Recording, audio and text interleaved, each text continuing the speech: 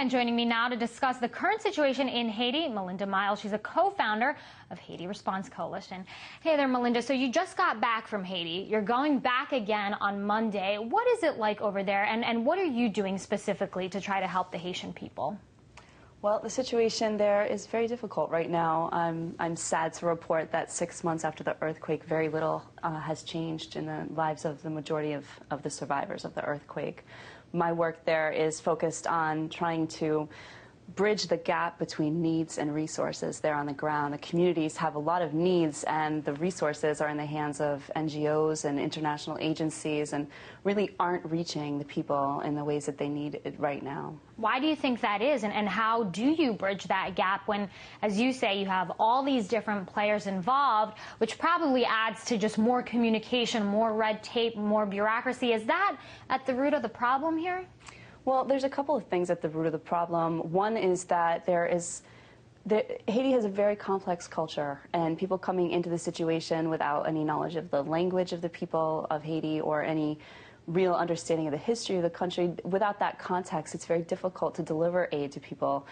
The population isn't able to articulate its needs to the people who are able to bring the resources in to meet those needs. There certainly is a lot of bureaucracy, and now we see the new interim commission that's been set up to oversee aid, and my hope is that it won't add a lot of red tape and long processes for money to get to the ground. With all these international organizations involved on the ground in Haiti, some officials and experts have said that the real reconstruction, the real rebuilding of that island nation can only happen once Haitians sort of take control of their own affairs, of their own government. When will that happen, or will it happen at all? Well, I absolutely agree that the solution has to come from Haitians, and I think that Haitians have articulated their vision for the future of Haiti many times. The Haitian Constitution lays out a plan to decentralize the government and the economy, to invest in the countryside where the majority of Haitians live. That really is the solution. It's a Haitian solution, and it's something the international community is well aware of. But to this day, we have not seen investment happen outside of the capital of Port-au-Prince. That's the reason I sometimes say that this has really been a man-made disaster as well as a natural disaster. But isn't that the sort of the policy of the past? Because what we saw, especially when the IMF, the World Bank got involved, is this exodus from the countryside to the cities. And so you have this population, as you said, a large number of people who are in the countryside who are, as you would say, sort of ignored. Absolutely. So how is that going to change this time around? Well, it's going to take a lot for that to change. It's going to take the international community really talking about what are we transitioning to in Haiti right now. 600,000 people fled Port-au-Prince after the earthquake, but many are returning now because services are still only being offered in Port-au-Prince.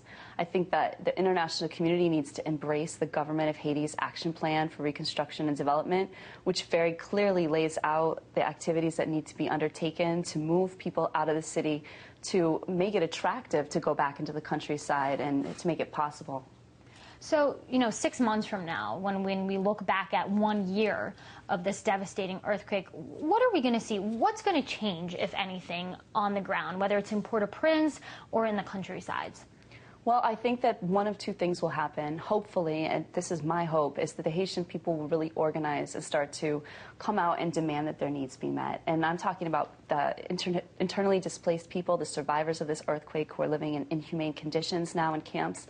If they come out together and well organized and say, we need solutions, we need infrastructure and investment outside of the capital so that we can leave and that we can live in the countryside again, that is how a Haitian solution can be enacted. Otherwise, we're going to see Port-au-Prince become a city of slums. And I think that at this point, the camps which do not meet international standards for internally displaced people really are just slums.